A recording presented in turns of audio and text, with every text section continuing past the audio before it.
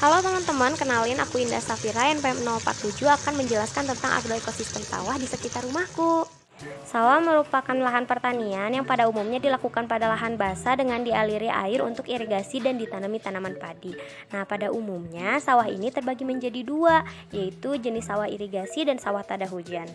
Nah, untuk tanaman sawah yang ada di sekitar rumahku yaitu adalah sawah irigasi, yang mana jenis sawahnya ini pengairannya tidak tergantung pada curah hujan, sehingga sawah irigasi ini dapat dipanen sebanyak 2 sampai 3 kali dalam setahun.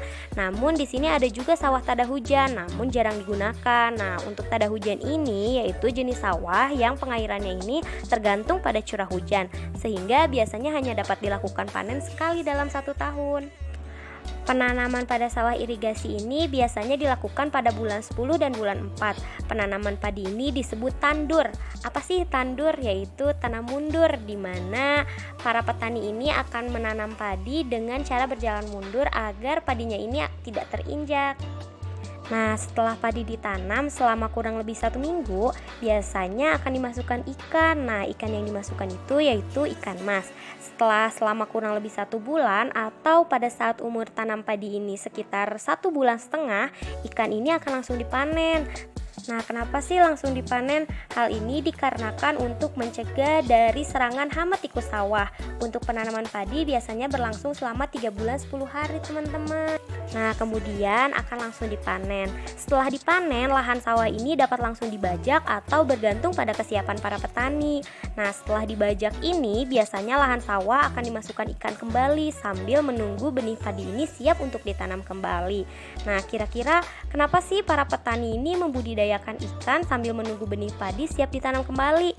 Nah, jadi hal ini tuh bertujuan untuk pengistirahatan lahan agar tanah di sana ini dapat kembali subur.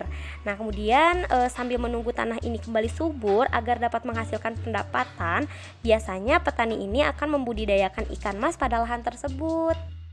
Jenis padi apa aja sih yang suka ditanam? Yaitu merupakan jenis padi 64, Ciherang, Pandanwangi, Jembar, ataupun ketan. Namun untuk ketan ini jarang dilakukan karena pemanenannya ini relatif lebih lama, yaitu sekitar 4 bulan.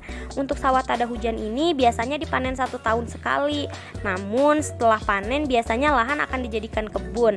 Nah, tanaman yang ditanam ini merupakan tanaman mentimun, kacang panjang, jagung, sosin, dan lain-lain.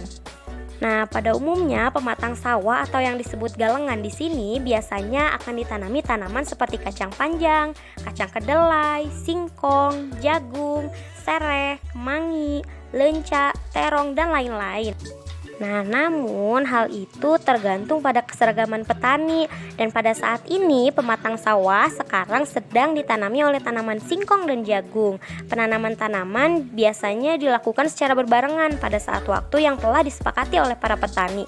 Namun biasanya dilakukan setelah tandur, teman-teman. Ya baik teman-teman, mungkin itu yang dapat aku sampaikan mengenai agroekosistem sawah. Semoga bermanfaat.